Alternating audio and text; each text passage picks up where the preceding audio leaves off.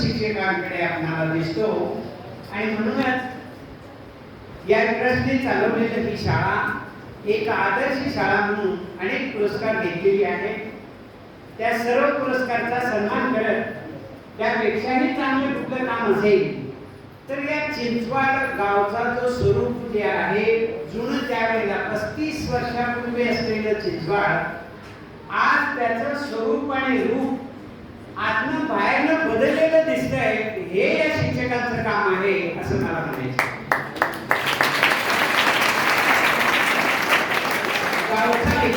गावचा विकास करणारी एखादी सोसायटी असते. गावचा विकास करणारी मुलांची युवक मंडळ असतात, महिला मंडळ असतात. ती गावच्या स्वरूपामध्ये असलेल्या सगळ्या गोष्टीचं गृहीत धरून सर्वांना संधी देऊन गाव विविध तऱ्हेने फुलवतात. त्याच पद्धतीने ही शाळा, या शाळेचे सर्व शिक्षक, शिक्षकेतर कर्मचारी आणि ट्रस्टचे सर्व पदाधिकारी यांनी हे गाव घडवण्यासाठी, गावचे नागरिक चांगल्या पद्धतीने घडवण्यासाठी जो शुभारंभ आपण केला, त्या शुभारंभामध्ये आपणाला या गावात मला वाटतं 40 चांगले लहान मोठे अधिकारी वेगवेगळ्या अशा प्रशासकीय विभागामध्ये गेलेली पाहायला मिळतात. मग कोणी आपल्या ग्रामपंचायतीच्या माध्यमातून, कोणी आपल्या मंडळाच्या माध्यमातून आणि त्या पलीकडे जाऊन एक उत्कृष्ट नागरिक म्हणून कसं या गावामध्ये थांबायचं आणि देशाचं काम करायचं, या भावना ज्या आहेत या भावना जागृत करण्याचं काम रात्रंदिवस या सर्व शिक्षकांनी केलेलं आहे. त्या शिक्षकातील बरेचसे शिक्षक म्हणजे जवळजवळ 5 आणि 6 जेणेकर शिक्षक म्हटले तर 7 लोक निवृत्त झालेले आहेत आणि आज आपला श्रेणिक निवृत्त होतो आहे. मित्र, यांच्या कामाचं मूल्यमापन करायचं जर झालं तर मुलगा अगर मुलगी घरामध्ये जन्मतात, आई आणि वडील त्यांचं पालन पोषण करतात. या पालन पोषणा व्यतिरिक्त मुलगा जेव्हा आपल्या घरातून रांगत शेजाऱ्यांच्या घरात जातो तेव्हा त्याच्याकडून शिकून जातो, अंगणात शिकतो आणि त्यानंतर जे त्याला शिक्षण भेटतं ती म्हणजे शाळा. म्हणजे प्राथमिक असेल आणि आमची माध्यमिक असेल, या माध्यमिक शाळेच्या माध्यमातून जे FW असे जे काही व्यक्तिमत्व आहेत आणि या शालेय अभ्यासक्रमातून जे काही तुमच्यावर संस्कार केले जातात त्याच्यातूनच या देशाला आणि विश्वाला विविध स्वरूपाच्या व्यक्तिमत्वाची जी काही एक जन्म त्याच्यातून होतो, हे सर्व शिक्षकांचं काम आहे. हे सर्व शिक्षकाच्या दृष्टिकोनातून असलेले काम आहे. पण आज समर्पण या दृष्टिकोनातून आपल्या मनापासून जे मुलांना तुम्ही घडवता तेच त्याच्या जीवनाला अतिशय सुंदर पद्धतीने आकार देत असतं आणि ते प्रामाणिकपणे या सर्वांनी केलेलं आहे.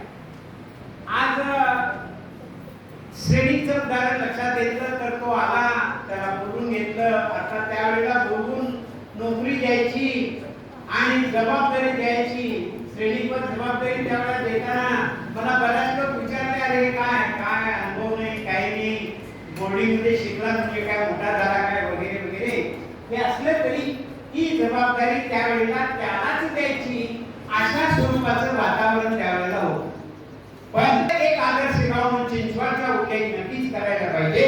पुनर्वसित अशा ठिकाणी आलेलं हे नवं गाव नव्या पद्धतीनं या शाळेच्या माध्यमातून जे घडवलंय ते त्यामध्ये आमचा श्रेणी जो आज निवृत्त होतोय, बाकीनं संजय आहे किंवा बाकीचे निवृत्त झालेले सगळे त्यामध्ये आहेत. मला आता एक असा विचार पडलेला आहे दीपक, की या मंडळीनं या आदर्श शिक्षण संस्थेच्या माध्यमातून आदर्श सगळे शिक्षक ठरले हो, पण आज ते निवृत्त व्हायला लागले. पुढे काय हा महत्वाचा विषय आहे. एवढं चांगली कॅपॅसिटी त्यांच्याकडे आहे, एवढी चांगली पोटॅन्शियलिटी त्यांच्याकडे आज देखील आहे, वय आहे. तर यांचा आपण चांगल्या पद्धतीने काय कशा पद्धतीने उपयोग करून घेता येतील हे ट्रस्ट, वीराचार ट्रस्ट यांनी विचार करावा. वीर सेवादलाने विचार करावा. श्रेणीत समित्र सारखा एक अत्यंत चांगला शाळेला सर्व अर्थाने यशस्वी करणारा, मुलांना यशस्वी करायला लागतं असं नाही, पण या बिल्डिंग बांधकामामध्ये सुद्धा संपादन करावं लागतं. पुष्कळशा अशा रात्रंदिवस दडपण्याशिवाय हे शक्य नाही. तर आणि हे सर्व मुलांनी केलेलं आहे. मग असं जेवढं प्रेम या शाळेच्या कणाकणामध्ये ज्यांचं आहे, अशा सर्व शाळेच्या निवृत्त झालेले जी मंडळी असतील, वीर सेवावत असतील किंवा ट्रस्टमध्ये असतील, त्यांनी या सर्व मुलांच्या संघटनेच्या माध्यमातून काहीतरी एखादं काम त्यांना द्यावं, त्यांचा अनुभव या मुलांना पुन्हा पुन्हा मिळत राहावं. आताच काही वक्त्यांनी इथं व्यक्त केलं की श्रेणी गणित हा रवींद्र बोलले, गणित हा विषय ते शिकवत असत. मग विज्ञान असेल किंवा आणि संस्कृत सारखा विषय त्यांनी शिकवला म्हणजे असेल. 20-21 दिवसाचं ट्रेनिंग करून त्याला गुरुदेव संत महाराजांच्या आश्रमामध्ये संस्कार झाले म्हणून एवढ्या चांगल्या पद्धतीने संस्कृत तो शिकू शकला. ही भाषा अत्यंत म्हणजे या सर्व भाषेमध्ये ही भाषा अवघड समजली जाते, पण सर्वात जास्त मार्क देणारी कुठली भाषा असेल तर संस्कृत भाषा. अशा भाषेला इथं स्थान देण्याचं काम श्रेणीकडे केलं. भाषेच्या या संरक्षणामध्ये आणि संवर्धनामध्ये संस्कृत भाषेविषयी विज्ञान आणि बाकीच्या सगळ्याच विषयाचा भाग प्रत्येक जण शिकवतात, पण संस्कृतचा भाग त्यांना अतिशय सुंदर रीतीनं त्यापेक्षाही केवळ शिक्षकांनी शिकवतात म्हणून त्यांचा आदर्श मुलं घेतात असं नाही. ते कसे वागतात, कसं बोलतात, शाळेत प्रत्येकाने कसं येतात, त्याच्यातून अनेक पद्धतीनं मुलं त्यांच्यातून शिकतात, त्यांच्यातून घडतात. औपचारिक आणि अनौपचारिक या दोन्ही संस्कार अनुभव विद्यार्थी घडत असतो, नागरिक घडत असतो. आणि यामुळे शिक्षक प्लस शिक्षकाच्या व्यतिरिक्त असलेल्या शिक्षकांना केलेलं काम हे अतिशय महत्वाचं असं काम या शाळेच्या सर्वच माजी शिक्षकांनी केलेले आहे. त्यापैकी श्रेणिका आहे. आता जशी चिंता श्रेणीची तशी संजयची सुद्धा आणि नंतर आला तो श्रेणीत आला. पण आल्यानंतर तो जॉईन झाल्यानंतरचा आजपर्यंतचा त्याचा प्रवास या शाळेच्या व्यतिरिक्त शाळेच्या माध्यमातून मिळालेलं आमच्या बोर्डिंगचं काम असेल किंबहुना वेगळ्या स्वरूपाच्या वीर सेवादलाच्या कामामधून सकाळी रजिस्टर पाहिलं, सहज बघतो तो वेळ होता, रजिस्टर पाहिलं की या स्टाफनी हे सगळं काम करत असताना या संस्थेचा ज्याच्यामधून जन्म झालेला आहे ते वीर सेवादल मध्यवर्ती समितीचं प्रचंड मोठं काम आहे. या कामामध्ये हजारो लोक, हजारो विद्यार्थी आणि पुरा समाज त्याच्यामध्ये इन्व्हॉल्व होतो. मग आमचे शिक्षक काय करतात याचं रजिस्टर मी ठेवलेलं आहे. मला सकाळी बघायला मिळालं तुमच्याकडे कधी असेल जे शाळे व्यतिरिक्त माझी मातृसंस्था वीर सेवादल याचं दायित्व सगळ्यात महत्त्वाचं आहे. जसं की आई वडिलांची सेवा करणं जसं सगळ्यांची सेवा आहे, तसं वीर सेवा मध्यवर्ती समितीच्या वतीनं जे काही जबाबदाऱ्या येतात त्या जबाबदाऱ्यामध्ये अतिशय जबाबदारपणे त्या मंडळींनी काम केलेलं आहे. त्याचं नोटिंग त्यांनी ठेवलेलं आहे. असा हा समूह कार्याच्या माध्यमातून निर्माण झालेला समूहानं म्हणजे वीर सेवाच्या माध्यमातून जे काम झालेलं आहे प्रचंड मोठं काम झालेलं आहे.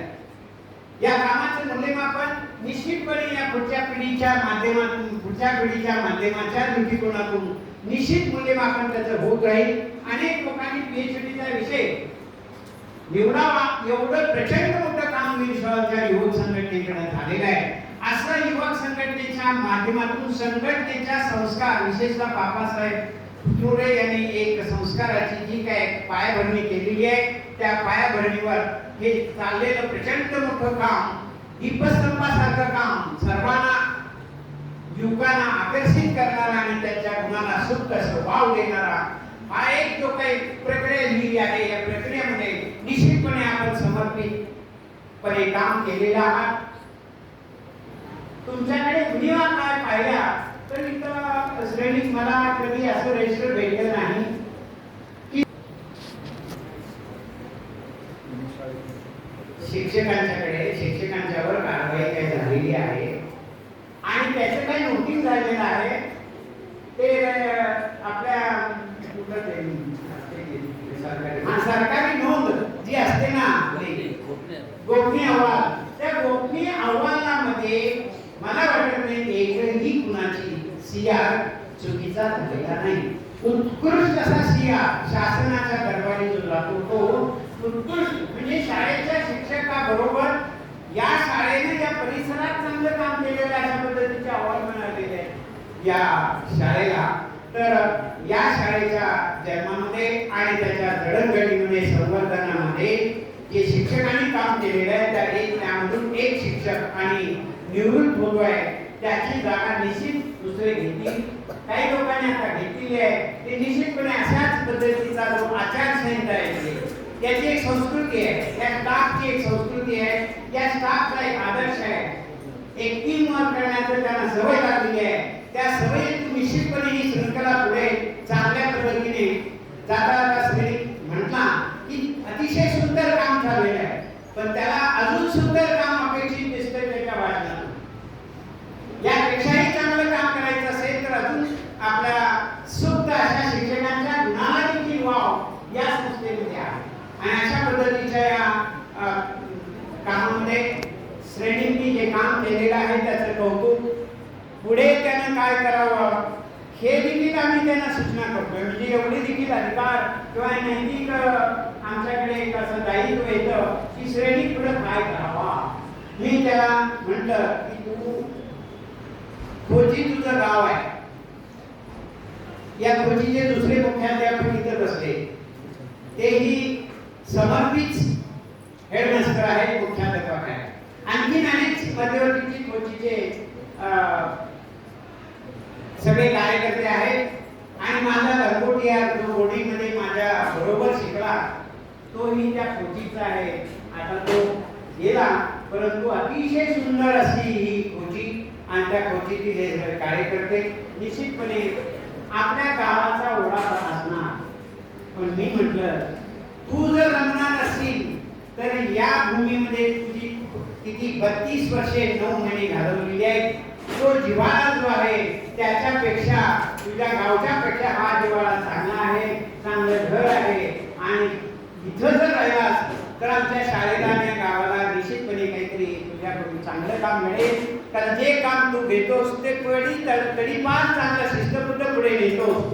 मग ते गावचं एखादे पाशाचं काम असेल, गावचं एखादं पूजा असेल किंवा आणि काही गावानं जबाबदारी दिली तरी जसं आमचे आर्यन सर करतात किंवा संजय करतात किंवा बाकीचेही करतात त्या पद्धतीने हे काम आपण करावं. परंतु मी ट्रस्टच्या सर्व पदाधिकाऱ्यांना अध्यक्षासकट सगळ्यांना कळकळीची विनंती करेन की या सर्वांची एक मोठ मांडावी सर. ही मोठ तुम्हाला पुढे अतिशय उपयोगी पडणार आहे. ही शहराला उपयोगी पडणार आहे, समाजाला उपयोगी पडणार आहे आणि गावालाही उपयोगी पडणार आहे. निवृत्त झालेल्यांची एक संख्या काढा आणि त्याचं एक रजिस्टर ठेवा. त्यांचं ट्रस्टच्या अंतर्गत एक काहीतरी नाव ठेवा की माझी शिक्षकांची संघटना काय असेल ते. मी आता तेच म्हणतोय असं नाही, माझी विद्यार्थी आणि जे काही आमच्या शिक्षिका आहेत त्या शिक्षकांचं आणि शिक्षकेतर कर्मचारी सुद्धा. कारण केवळ आता एक बघा, आता शिक्षकेतर कर्मचारी शाळेमध्ये कॉलेजमध्ये भरत नाही. त्यांचं महत्व आपल्याला कळतंय. जुन्या अशा लोकांनी केलेलं काम करणारी मंडळी देखील याच्यामध्ये आपण घेऊया आणि नव्या अशा दृष्टिकोनातून काहीतरी आपण करू शकतो का याच्यातून हेही आपण विचार करूया. किंबहुना या सर्वांमधून एकच हे चाललेलं काम त्याच्यामध्ये अजून ऍडिशनल कामं जी आहेत कौशल्यावर आधारित मी बऱ्याच वेळा बोललेलं आहे, पण त्याच्यामध्ये काय अजून गती येत नाही. तर ती गती आणायची नसेल तर यांचे अनुभव अतिशय पाठीशी आपल्या चांगले येणार आहेत. तर ते सुद्धा हे करून त्याच्यामधून काही नवीन व्यासपीठ निर्माण करता येतील का की जे या शाळेला आणि गावाला किंबहुना मुलांच्या दृष्टिकोनातून चांगल्या पद्धतीचे एक होऊ शकेल. गावच्या याच्यामध्ये सकाळी शाळा रिकामी असते, सकाळी 7 ते 11 पर्यंत शाळा रिकामी असते. त्या मोकळ्या अशा या इमारतीचं काय उपयोग करता येतो का हेही आपण विचार करावा. त्याला काय सहकार्य हवं असेल तर जरूर आपण एकमेकांचं घेऊया. नव्या अशा पिढीला विशेष